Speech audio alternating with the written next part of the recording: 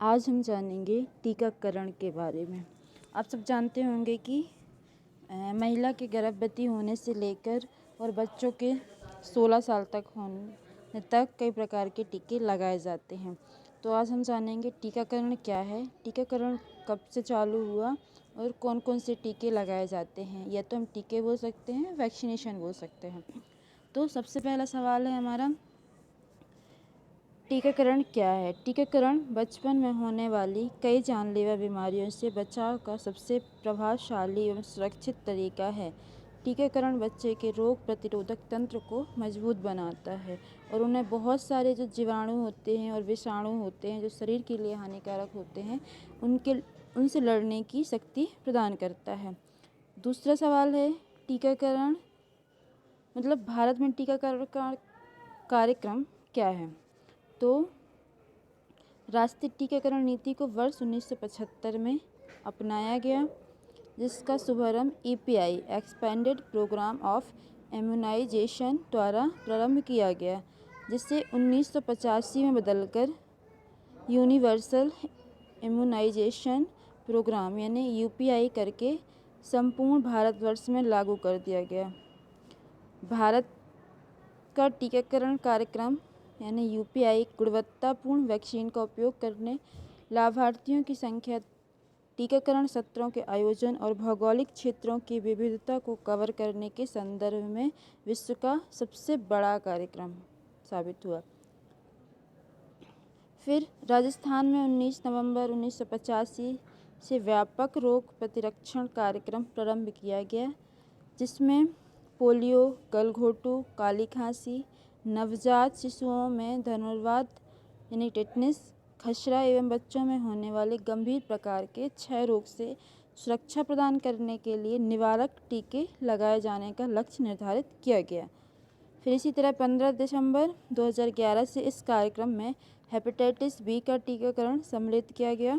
नवंबर 2014 से टीकाकरण कार्यक्रम में पेंटावैलेंट वैक्सीन, दिनांक 1 अप्रैल 2016 से IPV वैक्सीन, 23 मार्च 2017 से रोटा वायरस वैक्सीन तथा 7 अप्रैल 2018 से इसमें PCV न्यूमोकोकल कॉन्जुगेट वैक्सीन को भी सम्मिलित किया गया। इस प्रकार जो है ये टीके अभी स्टार्ट हुए।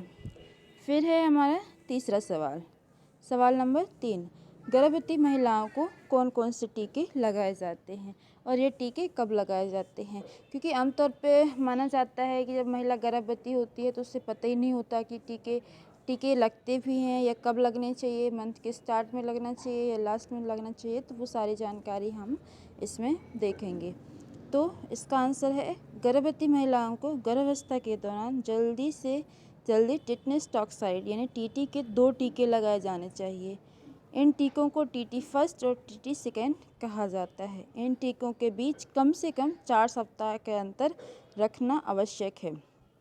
और सबसे इम्पॉर्टेंट, यदि गर्भवती महिला पिछले 3 वर्ष में टीके के 2 टीके लगवा चुकी है तो उसे इस गर्भावस्था के दौरान केवल बूस्टर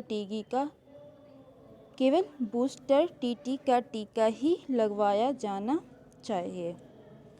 फिर है आगे सवाल नंबर 4, गर्भवती महिलाओं के लिए टीकाकरण की आवश्यकता क्यों होती है। तो गर्भवती महिलाओं को टीका बहुत ज़रूरी होता है। हम देखेंगे TT वैक्सीन सभी गर्भवती महिलाओं को दिए जाने से उनका व उनके बच्चे का टिटनेस रोग से बचाव होता है।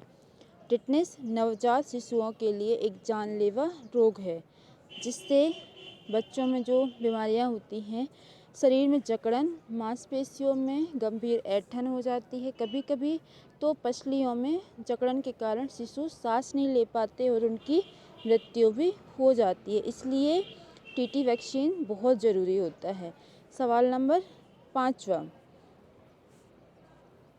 यदि गर्भवती महिला गर्भावस्था के दौरान देर से अपना नाम दर्ज कराती है, मतलब ANC रजिस्ट्रेशन कराती है, तब भी क्या उसे TT के टीके लगाए जाने चाहिए। ये बहुत ज़रूरी क्वेश्चन होता है। तो जी हाँ, टीटी का टीका माँ और बच्चे को टिटनिस की बीमारी से बचाता है। भारत में नवजात शिशुओं की मृत्यु का एक प्रमुख कारण जन्म के समय टिटनिस का संक्रमण होना है। इसलिए अगर गर्भवती महिला एएनसी के लिए देर से भी नाम दर्ज करवाए तो भी उसे टीटी के टीके लगाए जाने चाहिए। किंतु टीटी 2 या टीटी बूस्टर टीका प्रसव की अनुमानित तिथि, जो हमारी ईडीडी होती है, से कम 4 सप्ताह पहले दिया जाना चाहिए ताकि उसे पूरा लाभ मिल सके। फिर है सवाल नंबर 6वां, यदि बीसीजी का टीका लगाने के बाद बच्चे की बाँह पर कोई निशान ना उभरे तो क्या किया जाए। मोस्टली क्या होता है, जब बच्चे को बीसीजी का टीका लगता है तो उसके बाँह पे एक फुड़िया जैसे होती है, जो कभी कभी किसी बच्चे के शरीर में पकती है और किसी किसी के में नहीं पकती है। जो पकती है वो निशान छोड़ जाती है और किसी किसी के वो फुड़िया ऐसे ही ठीक हो जाती है, तो वो निशान नहीं छोड़ती है। तो उसी से संबंधित है कि यदि बीसीजी का टीका लगवाने के बाद बच्चे की बाँह पर कोई निशान ना उभरे तो क्या किया जाए। उत्तर, बीसीजी का टीका लगाने के बाद बच्चे की बाँह पर कोई निशान ना उभरे तो बच्चे को दोबारा टीका लगवाने की आवश्यकता नहीं है। सवाल नंबर 7वां, अब चूंकि भारत को पोलियो मुक्त घोषित किया जा चुका है तो बच्चे को नियमित टीकाकरण के साथ पल्स पोलियो अभियानों में पोलियो की खुराक क्यों दी जा रही है।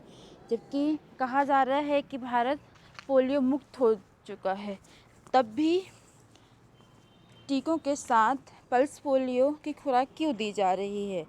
तो इसका आंसर है कि भले ही भारत को पोलियो मुक्त घोषित किया जा चुका है, फिर भी भारत के पड़ोसी देशों में पोलियो का संक्रमण अभी भी मौजूद है। पोलियो रोग से संक्रमित किसी व्यक्ति के भारत आने से इसका संक्रमण फैलने का खतरा सतत रूप से बना रहता है। इसलिए जब तक संपूर्ण विश्व, मतलब पूरा विश्व, पोलियो का संक्रमण समाप्त नहीं हो जाता, बच्चों को उनका सुरक्षा स्तर बनाए रखने के लिए पोलियो की खुराक दिया जाना अति आवश्यक है। इसी तरीके से सवाल नंबर 8वां, शिशु के टीकाकरण की शुरुआत कब होनी चाहिए। मतलब जो बच्चा जन्म लेता है तो उसके टीकाकरण की शुरुआत कब होनी चाहिए। मोस्ट इम्पॉर्टेंट, टीकाकरण कार्यक्रम के अनुसार अस्पताल या किसी अन्य संस्थान में जन्म लेने वाले सभी शिशुओं को जन्म लेने के 24 घंटे के भीतर बीसीजी का टीका, साथ में पोलियो की 0 खुराक और हेपेटाइटिस बी का टीका लग जाना चाहिए 24 घंटे के अंदर। फिर है 1.5 माह यानी कि 6 सप्ताह का होने पर ओपीवी, रोटावायरस वैक्सीन, एफआईपीवी या पीसीवी, न्यूमोकोकल कॉन्जुगेट वैक्सीन और पेंटावेलेंट का पहला टीका दिया जाता है। ठीक है, फिर इसके बाद ये तो हो गया फर्स्ट। फिर उसके बाद होता है पहला टीका लग जाने के 28 दिन के बाद शिशु को ओपीवी, रोटावायरस वैक्सीन और पेंटावेलेंट का दूसरा टीका दिया जाता है। फिर इसके जस्ट 28 मतलब 28 दिन के बाद ओपीवी, रोटावायरस वैक्सीन की तीसरी, एफआईवी, पीसीवी की दूसरी और पेंटावेलेंट का तीसरा टीका दिया जाता है। इसी तरीके से टीके का प्रथम चक्र पूर्ण हो जाता है। फिर आता है 9 माह की उम्र में पूर्ण होने पर खसरे के टीके के साथ साथ विटामिन ए की पहली खुराक तथा पीसीवी कॉन्जुगेट वैक्सीन बूस्टर की खुराक दी जाती है। फिर आगे जब बच्चा 16 से 24 माह के बीच में हो तो खसरे एवं विटामिन ए की दूसरी खुराक दी जाती है। फिर जब बच्चे के 5 साल पूर्ण होने तक 6 माह के अंतराल पर, मतलब जैसे बच्चे को 9 माह में विटामिन ए पिलाया गया, फिर 16 माह में, फिर इसी तरीके से हर 6 माह के अंतराल पे 5 साल तक पूर्ण होने तक विटामिन ए की कुल 9 खुराक दी जानी चाहिए। 9वां सवाल, अगर शिशु बीमार हो तो भी क्या उसे टीके लगवाने चाहिए?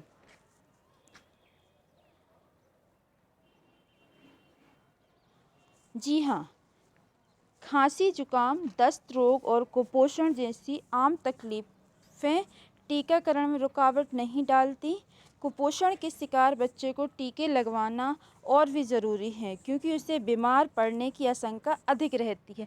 जो बच्चा कुपोषित है, कमज़ोर है, बीमार है, तो क्या रहता है, उसकी रोग प्रतिरोधक क्षमता क्या हो जाती है, कम हो जाती है। तो उस टाइम पे उसे टीके की और अधिक ज़रूरत होती है जिससे कि उसके शरीर की रोग प्रतिरोधक क्षमता बढ़ जाए।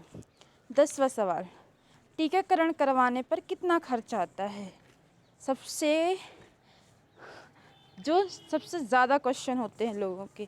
वैक्सीन बहुत महंगी होती है तथा सरकार को इन्हें खरीदने, इनके रख रखाव तथा परिवहन आदि में बहुत धन खर्च करना पड़ता है।